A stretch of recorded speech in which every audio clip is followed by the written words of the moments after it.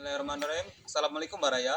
Perkenalkan, nama saya Muhammad Ghazal Karim dari kelas 2E Ekonomi Syariah. Adapun tujuan saya membuat video ini yaitu untuk memenuhi tugas saya UAS pengantar ekonomi Islam. Video ini sangat penting karena apa? Karena ini berkaitan dengan masa depan nilai saya. Baik, terima kasih. Selamat menonton. Get it when I get back.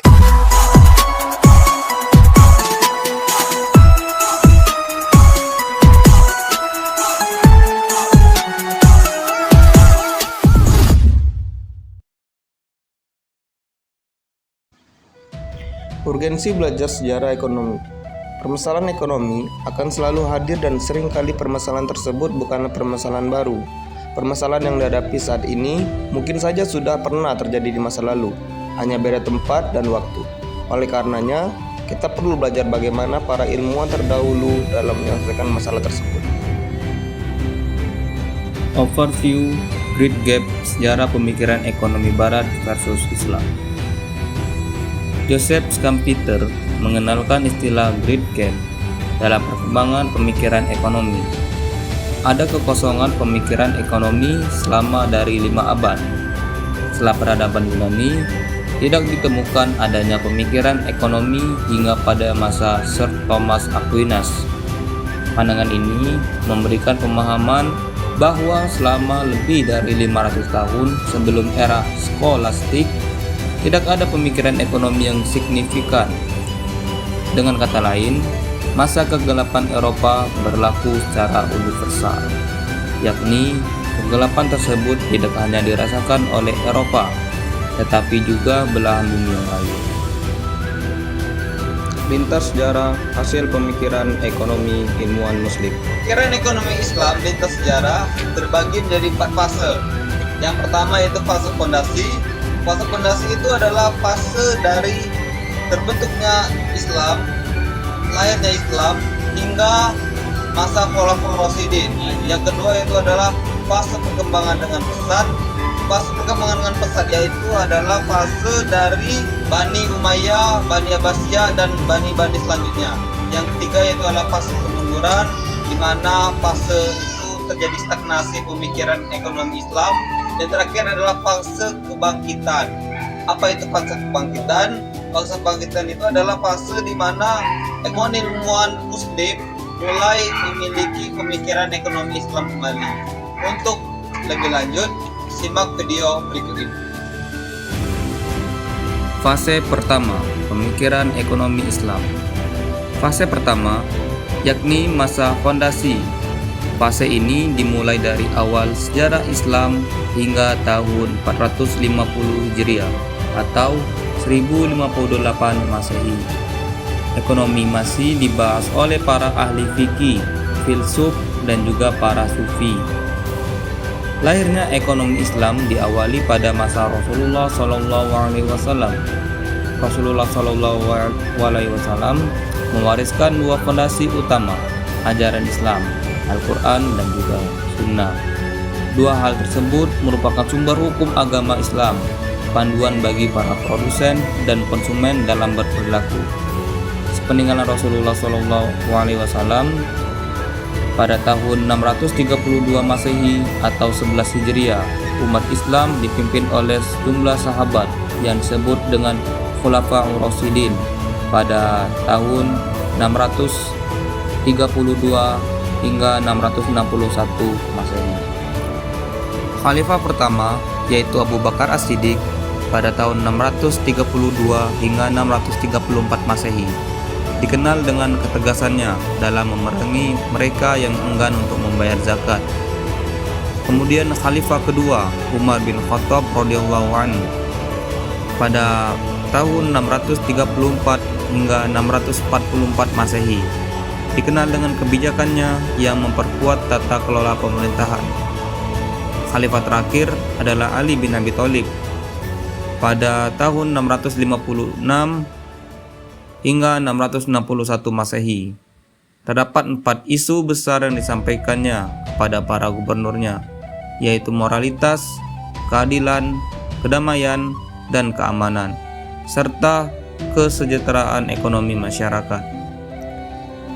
Setelah berakhirnya Khulafaur Rasyidin pada tahun 661 Masehi, kekhalifahan dipegang oleh Bani Umayyah dari tahun 661 hingga 750 Masehi. Kemudian Bani Abbasiyah dari tahun 750 hingga 1000 Masehi, di mana pemilihan kepala negara yaitu khalifah bukan didasarkan pada hasil syura, tetapi lebih kepada dinasti keluarga. Fase kedua, pemikiran ekonomi Islam.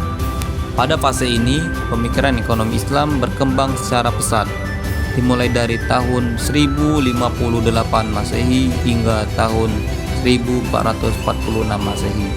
Pada masa ini, lahir banyak karya intelektual termasuk di bidang ekonomi. Di antara tokoh tersebut adalah Ar-Raghib Al-Asfahani, wafat pada tahun 502 Hijriah atau 1108 Masehi.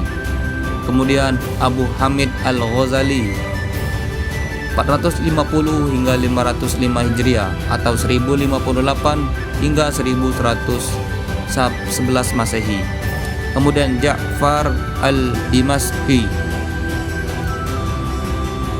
hingga 12 tahun. Kemudian Ibnu Taimiyah pada tahun 1263 hingga 1328 Masehi. Kemudian Ibnu Al-Ukhwah wafat pada 1329 Masehi. Yang terakhir yaitu Ibnu Khaldun 1332 hingga 1406 Masehi, dan Al-Maqrizi wafat pada 1442 Masehi. Fase ketiga, pemikiran ekonomi Islam. Fase ketiga ini yaitu periode terjadinya stagnasi, di mana tidak ditemukannya pemikiran ekonomi Islam yang signifikan. Periode ini dimulai dari tahun 1446 Masehi hingga 1932 Masehi. Para ulama fikih pada masa ini cenderung lebih banyak mengutip pemikiran para ulama sebelumnya dan juga mengeluarkan fatwa berdasarkan mazhab mereka masing-masing. Fase keempat, pemikiran ekonomi Islam. Fase keempat ini adalah periode kebangkitan, dimulai dari tahun 1932 hingga saat ini. Di dekade 30-an hingga 60-an, banyak negara muslim yang sudah mendapatkan kemerdekaannya. Islahi pada 2008 menyebut periode kuartal kedua abad ke-20 dengan periode take off, yakni mulai muncul berbagai karya pemikiran dengan permasalahan-permasalahan ekonomi dari perspektif Islam. Pada periode ini, institusi ekonomi modern seperti perbankan, asuransi, pasar modal, sistem perpajakan, dan lainnya menjadi sorotan terkait kepatuhan terhadap nilai-nilai Islam. Pada dekade 60-an dan 70-an, sejumlah cendekiawan muslim mempublikasi analisisnya tentang konsumsi, produksi, bagi hasil, zakat, dan dampak penghapusan bunga bagi perekonomian. Di antara tokoh utama ekonomi Islam di fase ini adalah Abu A'la Al-Maududi, Umar Chapra, Najatullah As-Siddiq, Bakir As-Sadar, dan lainnya. Oke teman-teman, jadi itu adalah video tentang pemikiran ekonomi Islam di sejarah. Terima kasih telah menonton. Terima kasih, saya ucapkan wassalamualaikum warahmatullahi wabarakatuh.